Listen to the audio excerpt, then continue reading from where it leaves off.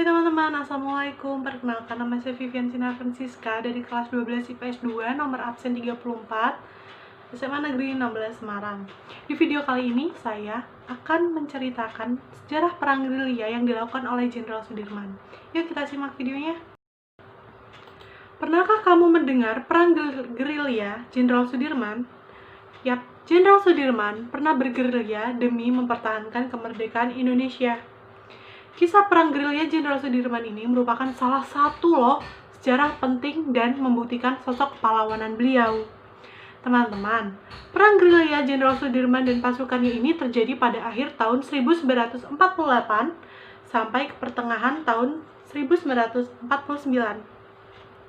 Perang gerilya Jenderal Sudirman ini berlangsung saat beliau sedang sakit parah Wah, hebat ya beliau. Walaupun tengah sakit parah, beliau tetap melaksanakan peperangan ini. Meski begitu, perang gerilya itu tetap dilakukan secara maksimal oleh beliau. Yuk simak kisah perang gerilya Jenderal Sudirman. Perang gerilya merespon agresi militer Belanda II. Salah satu kiprah Jenderal Sudirman dalam mempertahankan Indonesia adalah perang gerilya yang berlangsung pada akhir Desember tahun 1948 sampai awal Juli tahun 1949. Lumayan lama ya. Nah, teman-teman, kalian mungkin pernah berpikir atau bertanya tentang apa sih gerilya itu? Gerilya adalah cara berperang sembunyi-sembunyi dan menyerang dengan tiba-tiba. Selama perang gerilya, pasukan yang dipimpin Jenderal Sudirman melakukan penyerangan ke pos-pos yang dijaga Belanda atau saat konvoi. Wow. Strategi perang gerilya ini bertujuan untuk memecah konsentrasi Belanda. Teman-teman, perang gerilya itu merupakan respon Indonesia atas agresi militer II yang dilancarkan oleh Belanda. Nah, pada tanggal 14 Desember tahun 1948, Belanda kembali masuk ke Indonesia dan melakukan penyerangan di beberapa wilayah, terutama di Pulau Jawa. Belanda menyerang ibu kota Indonesia saat itu yang berada di Yogyakarta. Dimulai dari pangkalan udara Maguwo, mereka berhasil menguasai Yogyakarta pada tanggal 19 Desember tahun 1948. Bagi Jenderal Sudirman, tidak ada kata menyerah. Beliau adalah orang yang gigih pendirian dan berusaha secara maksimal, meskipun kondisinya sangat menyulitkan. Lalu, saat menguasai Yogyakarta, Belanda terus-menerus melakukan serangan. Hingga pada tanggal 22 Desember tahun 1948, Jenderal Sudirman memutuskan untuk meninggalkan Yogyakarta untuk memulai gerilyanya. Sebenarnya, saat itu Jenderal Sudirman sedang mengalami sakit tuberkulosis atau yang sering kita kenal sebagai TBC.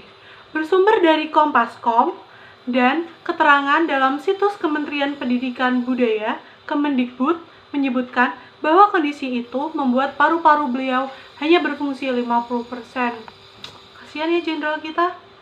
Memang, sebelumnya saat Jenderal Sudirman berdiskusi dengan Presiden Soekarno, Presiden memintanya untuk beristirahat karena kondisinya yang kurang sehat dan sedang sakit.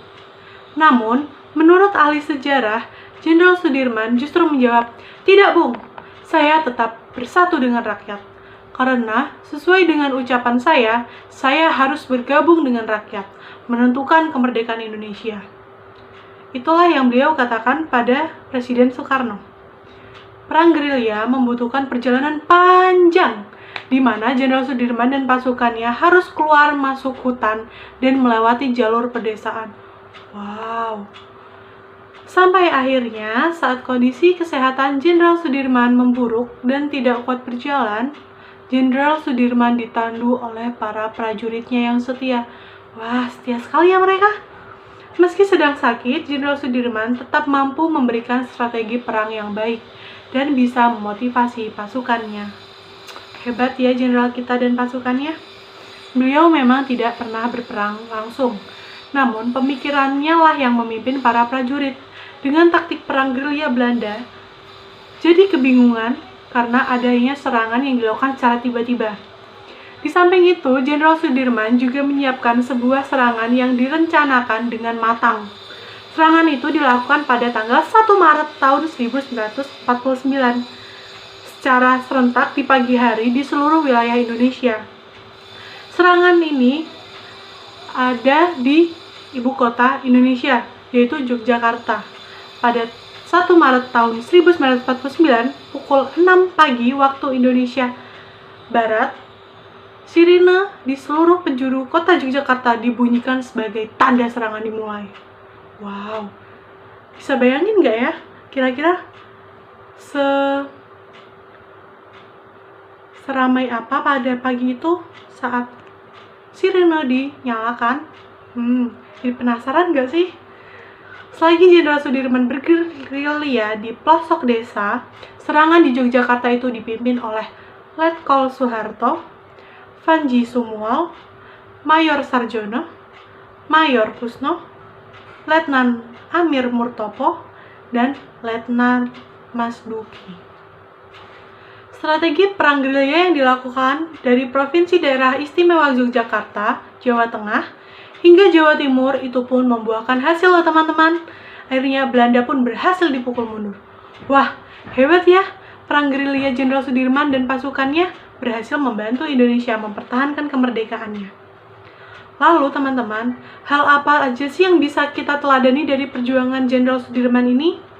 Pertama, semangat patriotisme Jenderal Sudirman pada bangsa dan negara Indonesia yang besar. Kedua, jiwa nasionalis atau cinta tanah air yang tinggi terhadap bangsa dan negaranya. Ketiga, rela berjuang demi bangsa dan negaranya sebab ingin berdaulat penuh.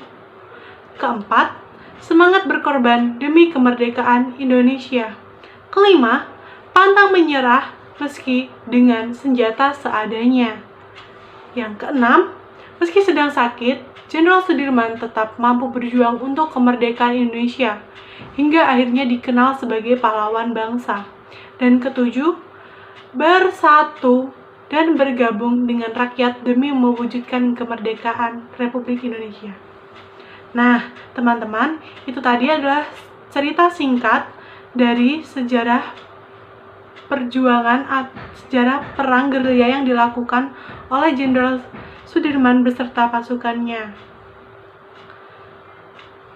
Sekian yang dapat saya sampaikan. Terima kasih.